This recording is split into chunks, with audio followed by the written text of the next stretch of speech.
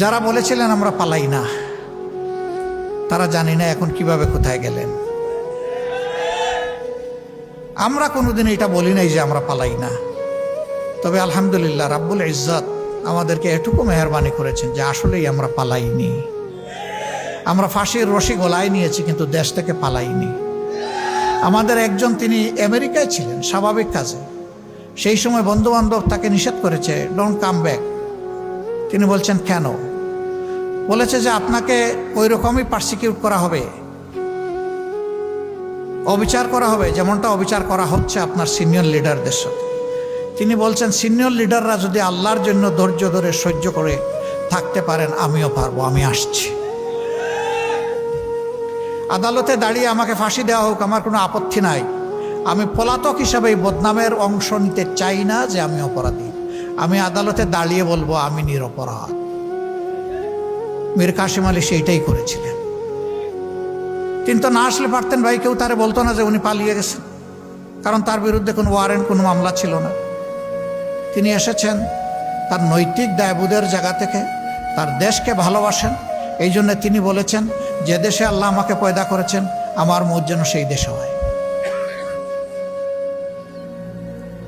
সম্মানিত ভাইয়েরা, গেল তাদের চ্যাপ্টার, এখন কি হবে? এখন কি এগুলোই চলবে? আগামীতেও কি একটা দুর্নীতিবাজ সরকার এসে আমাদের সব লন্ডভন্ড করে দেবে? আগামীতেও সন্ত্রাসীরা এসে আমাদের উপর আবার ছড়ি ঘুরাবে? আগামীতে আমাদের মা বোনদের ইজ্জত নিয়ে আবার টানাহেঁচড়া করা হবে? আমাদের জীবনের উপর কালো হাত নেমে আসবে? সবগুলার বিরুদ্ধে আমাদেরকে সিংহের মতো গর্জন করতে হবে ইনশাআল্লাহ। আমাদের স্পষ্ট বক্তব্য, দুর্নীতি তোমাকে লাল কার্ড, সন্ত্রাস তোমাকে একেবারেই কালো কার্ড, অবিচার তোমার জায়গায় সমাজে হবে না। একটা দুর্নীতিমুক্ত, সামাজিক সুবিচারে পরিপূর্ণ, একটা ভারসাম্যপূর্ণ অর্থনীতির দেশ হিসাবে বুক চিতিয়ে যুদ্ধ করা যুবকদের হাতে তাদের মেধার মূল্যায়ন করে তাদেরকে দেশের দেশ গঠনে তাদেরকে কাজে লাগানোর সেই পরিকল্পনা নিয়ে আগাচ্ছে বাংলাদেশ জামাত ইসলামী। আমাদের অঙ্গীকার একেবারেই স্পষ্ট, আমরা শিক্ষা স্বাস্থ্যকে সবচেয়ে বেশি গুরুত্ব দেব। কারণ একটি ভালো জাতি গড়তে হলে অবশ্যই আমাদের একটা ভালো শিক্ষা ব্যবস্থা লাগবে। আমাদের শিক্ষা ব্যবস্থা ভালো নেই।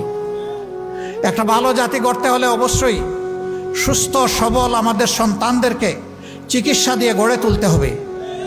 আমাদের স্বাস্থ্য ব্যবস্থা সেরকমটা নয়, ভঙ্গুর স্বাস্থ্য ব্যবস্থা। আমাদের দ্বিতীয় অগ্রাধিকার হচ্ছে দুর্নীতির বিরুদ্ধে আমাদের লড়াই। আল্লাহ ক্ষমতায় কারে নিবে না নিবে উই ডোন্ট নো। এই অ্যালটমেন্ট আসবে ইনশাআল্লাহ আসমান থেকে। আমরা বাংলাদেশের জনগণের রায় পেয়ে এই দেশ পরিচালনার দায়িত্ব পাই কিংবা না পাই, দুর্নীতি মাটিতে নেমে না আসা পর্যন্ত আমাদের লড়াই চলবে ইনশাআল্লাহ। আমরা থামবো না, কেউ আমাদেরকে থামাতে পারবে না।